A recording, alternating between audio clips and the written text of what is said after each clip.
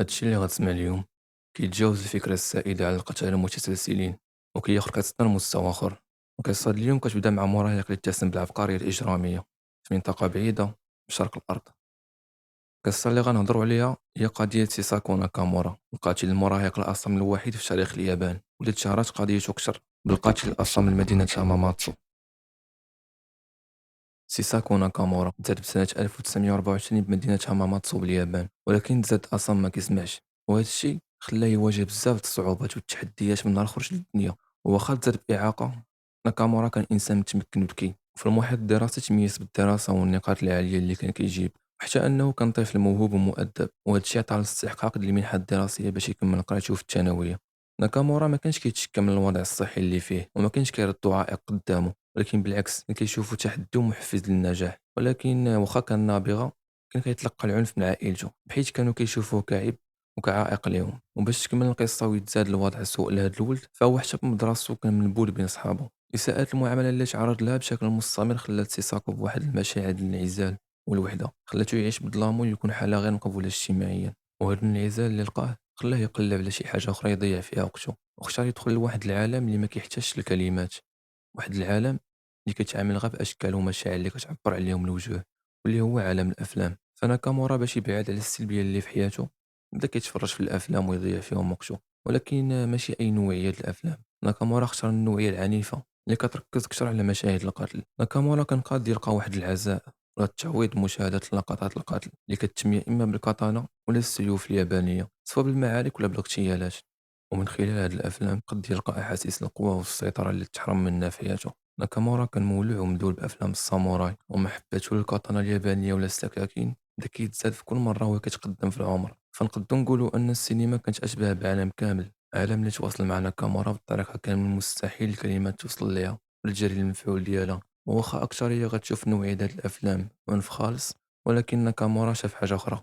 وهو كيشوف التلويحات الدقيقة والقاتلة للسيافين، حس بشعور بالتمكن اللي خلاه ينسى ولو بشكل مؤقت عزلة وسوء المعاملة.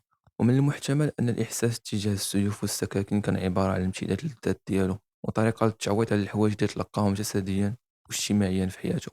ولربما هو غير كان كيستمتع بالشعور اللي كيعطيه الأدرينالين وهو كيشوف التلويحات بهاد الأسلحة المميتة. حياتنا كاميرا بدات كتاخذ منعطفات مظلمة، بحيث بدات كتبان عليه نزاعات وميول عنيفة وعدوانية، والمشاهد الخيالية اللي شافها مور الشاشة بدات كتحول للحقيقة. ناكامورا بدا كيحاول يطبق داك الشيء اللي كان كيشوف، فبدا بنفسه كيطبق العنف على المحيط ديالو. سيساكو ناكامورا اللي تولد أصم، ولكن بعالم الساموراي قدر يسمع الصوت، الصوت اللي كان كيقد يبدل حياة الناس واللي يسالي معاها. بتاريخ 22 بالشهر الثامن عام 1938 كان يوم مصيري. الولد الصغير اللي كان في عمره غير 14 عام حاول يرتكب أول جريمة. ناكامورا بداك النهار خرج وبدا كيقلب على أول الضحايا ديالو. في طريقه شاف جوج بنات كانوا غاديين بوحدهم، فحاول يتقرب منهم وحاول ياخذ منافع جنسية، ولكن داكشي اللي كان مخطط ما طراش. هاد جوج بنات قاموا محاولة الاغتصاب اللي تعرضوا ليها، ولكن من سوء الحظ ديالهم ناكامورا جاتو ديك النزعة الهستيرية العنيفة وقرر يبدل الخطة ويقتلهم. واللي بان من بعد أن ناكامورا كان ديما كيحتفظ بواحد السكين كيخليها معاه فوق ما خرج اقتداء بالساموراي. وفعليا من الممكن أن الإعاقة اللي عانى منها ما كانتش بديك الطريقة اللي كان تخيلوها، حيت بالعكس كانت سلاح من الأسلحة ديالو. الصمام اللي كان كيعاني منه رجع عليه بالفائدة وخلاه يتقرب من الناس بلا ما يشكوا فيه أو يلاحظوه. يمكن كان كيستخدمو كوسيلة ولا طريقة باش يلقى التعاطف يبان بمظهر الشخص اللي ما كيشكل تهديد للضحايا. ولكن الحاجة المؤكدة هو أن ناكامورا كان كيعرف كيفاش يتجنب التحقيقات ويهرب من مسرح الجريمة بلا ما يشك فيه حتى واحد، وكان الموضوع مجرد مسألة وقت كل ما يرجع ويخلي موراه ضحية ولا جريمة أخرى مع آثار ديال التبوريشة والرعب موراه. بتاريخ 18 من نفس شهر 8 عام 1941 تعطل سيساكو ناكامورا للدم والقوة خلاه يرتكب جريمة جديدة. بهذا الوقت كان في عمره 17 سنة، وحطينو على جوج نساء كانوا خارجين مرتاحين وما كانوا حاسين بحتى شوية من انعدام الأمان. وبنفس طريقته القديمة تقرب ليهم على أساس أنه أصلا ما كيسمعش، وكسب التعاطف ديالهم. وفاش حس بهم ارتاحوا ليه جبد داك السكين اللي كان مخبيه وهجم عليهم وحاول يطعنهم حتى للموت. المرأة الأولى ماتت في بلاصتها، يعني بمكان الحادثة وهي غرقانة في دمها، بينما كانت الثانية محظوظة وقدرت تهرب من القاتل الأصم، ولكن بإصابة مميتة. موراها بيومين بتاريخ 20 أغسطس ثلاثة الناس لقاهم مقتولين بنفس الطريقة، طعنات عديدة في الجسم خلاتهم يموتوا غارقين وسط دمهم، وما قدروش يتعرفوا عليهم واش كانوا كلهم نساء ولا لا. والجزء الأسوأ واللي كيحقد هو أن الشرطة كان عندها وصف للمتهم، وكانوا كيقلبوا عليه وعرفوه باللي هو ناكامورا، ولكن ما حاولوش يشدوه ولا يلقاو عليه شي أدلة قاطعة كتثبت التهم اللي ارتكب، بل بالعكس حاولوا يغطيو على الجرائم ويخفوها وينسيو الناس فيها. علاش هاد الشي كامل؟ غير باش يتجنبوا إشارات الدور العام بالمدينة، وبسبب هاد الطريقة هما خلاو وسمحوا للقاتل المتسلسل يدور على راحته وسط المدينة. هاد الراجل اللي كان قتل 6 الناس وجرح واحد حتى لذاك التاريخ، كيفاش الشرطة ما قدرتش تاخد حتى رد فعل واخا كانوا عارفين المتهم الأساسي؟ وشحال من واحد كان خاص يموت قبل ما يتحركوا؟ هادو هما الأسئلة اللي خلات الناس ديال ديك المنطقة واقفين على أعصابهم وما كيفكروا واش القاتل باقي كيدور بيناتهم. وناكامورا الرجل اللي كان عايش تحت اشتباه الشرطة بسبب جرائمه السابقة كان بالفعل عايش بيناتهم. موراها بيوم 27 من الشهر التاسع، ناكامورا قرر يبدا من جديد، ولكن هاد المرة الهدف ديالو كان قريب بزاف لبيتو. القصة كلها بدات بجدال ومدابزة بين ناكامورا وخوه، هاد الجوج اللي ما عمرهم ما كانوا على وفاق، والتوتر اللي كان غادي وكيتبان لمدة سنين داك النهار شي حاجة كانت كتشعل ناكامورا من الداخل وكتزيد الغضب ديالو. ففي ديك اللحظة جبد السكين اللي كانت معاه وبدا يقتل في أفراد العائلة واحد واحد. ناكامورا بداك النهار ذبح وقتل عائلته كاملة وخلى موراه اللون ديال الدم مصبوغ في الحيوطة والأرض. باه، ختو، خوه، الزوجة خوه وحتى ولد خوه اللي كان باقي صغير ما قدرش يهرب من الغضب ديالو. وقيس علاش هاد المذبحة، خونا كامورا طاح على الأرض ضحية لعنف انفعالات خوه، وباقي العائلة كانوا كاملين مضروبين ومصابين بطعنات، ولكن من الزهر اللي عندهم بشي معجزة كانوا محظوظين ونجاو واخا الإصابات كانت قاتلة ومميتة. الفرد الوحيد في ديك العائلة اللي مات على يد واحد من لحمه ودمه هو خونا كامورا. أخبار هاد الحدث انتشرت في البلدة، الناس كانوا مصدومين وما متيقينش داكشي اللي طرا.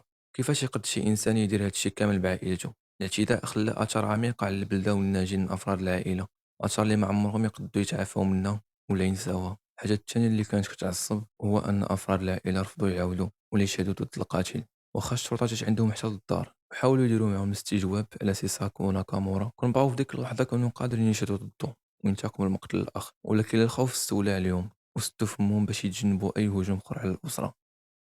مور هاد الحادثة وبتاريخ 30 أغسطس من سنة 1942، القاتل الأعصام حط عينو على مرا محددة ركز عليها كاع النوايا الخبيثة والوحشية وترصدها على مدار اليوم لدرجة أنه تبعها وهي راجعة على طريق بيتها. هاد المرا كان عندها عائلة مكونة من 3 الأطفال بالإضافة للزوج، وكانوا عايشين بخير، وما كانتش عارفة بلي داك اليوم اللي كانت راجعة للدار باش تجلس مع عائلتها كيف ما كانت متعودة كان جايبة معاها للدار قاتل متسلسل. ناكامورا اقتحم البيت وحاول يعتدي عليها جنسيا، ومن ما الصوت الضوات خرج لهاد المرا الزوج ديالها جرى عندها وحاول يوقف القاتل الأصم، ولكن ناكامورا ما عجباتوش هاد المقاطعة فجبد السكين وطعن الزوجين كثر من مرة حتى فقدوا الوعي. حتى حد فينا ما يقدر يتخيل الرعب والخوف اللي حسوا به الولاد الصغار اللي كانوا بثلاثة جالسين كيشوفوا ناكامورا كيقتل والديهم، ولكن بكاع الأحوال تيبقاو صغار وما عارفين شنو يقدروا يديروا، بقاو غير واقفين متجمدين بلاصتهم ما قدوش يهربوا ولا يتخبعوا. ناكامورا في السلام على الأب والأم لقاهم قدامه وقتلوه بنفس الطريقة المعتادة، ولكن طعن غا جوج وخلى أصغر وحدة فيهم اللي كانت منتعشة، ولكن السبب ما كيتقبلوش العقل البشري، هو خلاها غير باش يقد يشبع الرغبات ديالو، ولكن قبل ما يحاول يكمل مع هذاك الشيء اللي بدا مع الأم حبس داك الشيء اللي باغي يدير لسبب غير معروف وقرر يهرب. هذا القاتل عديم الرحمة كان أصم، وبالتالي ما كانش قاد يسمع بكاء الضحايا وغواتهم، ما قدرش يسمع مقدار الألم اللي عانوا منه بلحظاتهم الأخيرة، ولكن شي حاجة وقعت في دماغه وخلاتو يقرر يخلي البنت الصغيرة اللي كانت الناجية الوحيدة بعائلتها واللي كانت خايفة لواحد الدرجة ما كتصورش. فهي شافت عائلتها كاملة تذبحات قدامها وقاتلهم حاول يستغلها جنسيا. من كونه شاب معروف بالنزاهة، رحلة حياة سيساكو ناكامورا تبدلت 180 درجة. تولد أصم وكانت عنده القدرة يولي مصدر إلهام لبزاف د الناس، ولكن هو قرر يأسس ويحكم حقبة من الرعب على اليابان. كيفاش يقدر الدري صغير بهذا العمر ويبان بريء يبدا سلسلة من الرعب على باقي البشر واللي ما سلمش منه حتى أفراد عائلته؟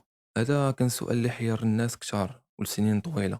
بلدة هاماماتسو ما كانش كتعامل غير مع الرعب والصدمة اللي سببهم القاتل، ولكن كانت كتعامل حتى مع ضغوطات الحرب، حيت اليابان في ذاك الوقت كانت كتعيش في ظروف الحرب، والسلطات كانت خايفة من أن الأخبار المتعلقة بهذه الجرائم الوحشية تنتشر وتزيد الفوضى والقلق عند السكان. بالتالي المعلومات على جرائم ناكامورا بقات حبيسة الأدراج المغلقة، وهذا الشيء اللي خلاه يبقى حر لفترة طويلة. وهذا القرار والتصرف ما داش بالعواقب، حيت القاتل بقى كيعيش في الفساد ويخلي آثار الدمار فيما مشى. ومع ازدياد أعداد الضحايا، سكان البلدة بداو يخافوا على سلامتهم الشخصية وطلبوا السلطات يجدوا الفاعل، ولكن من جهة السلطات وعلى الرغم من أن ناكامورا كان المشتبه الأساسي عندهم غير معلومات قليلة وبلا أدلة، وبسبب هذا الشيء الشرطة ما قدوش يلقاو القبض عليه. وواخا عائلة ناكامورا كانت عارفة باللي هو مول الجرائم، الخوف كان مسيطر عليهم لدرجة خافوا لا يحلوا فمهم ويوقع لهم كما وقع لخو ناكامورا. من بعد فترة قصيرة الحرب بدات كتهدى والأوضاع استقرات وحجم جرائم ناكامورا عطات الريحة وولات معروفة. البلدة بدات كتستوعب حقيقة أنهم كانوا عايشين مع وحش، وبزاف سولو راسهم كيفاش ما قدوش يلاحظوا الشر اللي كان مخبع بيناتهم، ولكن كيفاش قدوا يشدوه في الآخر. البنت الصغيرة اللي خلاها تهرب وما قتلهاش، ومن سوء الحظ اللي عنده تجرأت وشدات الضو. اللي وقع أن الشرطة من وصلت لموقع الجريمة لقاو البنت خايفة من المنظر اللي شافت، فحاولوا يهدئوها وهي بالدور ديالها عطاتهم تفاصيل الجريمة وأوصاف القاتل واخا كانت باقا كترعد. ومن خلال الأوصاف اللي عطات للشرطة قدرت تحدد القاتل الأصل من مدينة هاماماتسو، واللي كان بالأصل مستشابهين به وكيراقبوه. ودابا ولا عندهم شاهد. من خلال التحقيقات اكتشفوا أن العائلة رفضوا يعطيو أي معلومة على القاتل حيت كان من بينهم، وفي الأخير قدروا يلقيو القبض عليه. تم القبض على سيساكو ناكامورا بتاريخ 12 من شهر العاشر عام 1942، واللي تحدد كتاريخ لبداية النهاية لواحد من أكثر القتلة المتسلسلين اليابانيين. الوحشية المطلقة للجرائم وانعدام الإحساس البشري اللي فيها نشر الصدمة ضمن المجتمع الياباني، وكانت السلطات مطالبة أنهم يجيبوه للقضاء. التهم الموجهة ضده كانت كثيرة، تهم 9 جرائم قتل، 9 ضحايا خسروا حياتهم بسبب أساليب الوحشية، وفوق هاد التسعود سيساكو اعترف بجوج جرائم اخرين، جوج البنات اللي قتلوهم بعد ما حاول يشهد عليهم وهو عمره 14 سنه. كل الاحوال الشرطه ما قدرتش تجمع ادله او شهادات كافيه باش تثبت هذه القضيه، وبالتالي ما تحاكمش عليها. ولكن القصه وتفاصيلها مازال ما سالات بسبب حقيقه انه ارتكب جرائم. الاولى هو باقي قاصر وتحت العمر القانوني، فهاد الجرائم استبعدت من التهم وما تحاكمش عليها. ولكن حتى بعد ما حيدوها الثقه اللي سببات والجثث السابع اللي دارها كانت اكثر من كافيه باش يواجه سيساكو محاكمه غتغير مصير حياته للأبد. محاكمة سيساكو وقعت بزمن الحرب وتحت قوانين زمن الحرب، واللي كتسمح بإجراءات سريعة وقاسية جدا للناس اللي ارتكبوا أي جريمة من الجرائم في وقت الحرب. الادعاء العام كان عنده قضية قوية ضده مع أدلة كافية كتربطه بالجرائم، ولكن الأطباء اللي فحصوه قالوا بلي ما كانش مذنب، أسباب كتتعلق بالجنون والحالة العقلية، وزعموا أن الصمام اللي عانى منه وكذلك إساءة المعاملة من طرف عائلته خلاته يرتكب هذه الجرائم. يعني حاولوا ما أمكن يبينوه مختل عقليا، ما قدرش يتحكم في راسو. اعتقال سيساكو كان غير بداية لمأساة أخرى. الحكم اللي صدر ضدو كانت ضربة قاضية على بوه، حيت ب 11 نوفمبر ومر أسابيع من اعتقال الابن والد سيساكو اللي سميتو فوميسادا ناكامورا انتحر.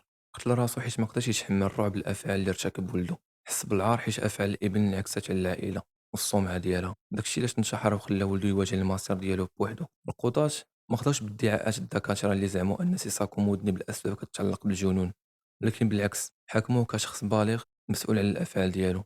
والحكم اللي خدا كان الإعدام. اليوم اللي تم فيه الإعدام بناكامورا كان يوم مميز.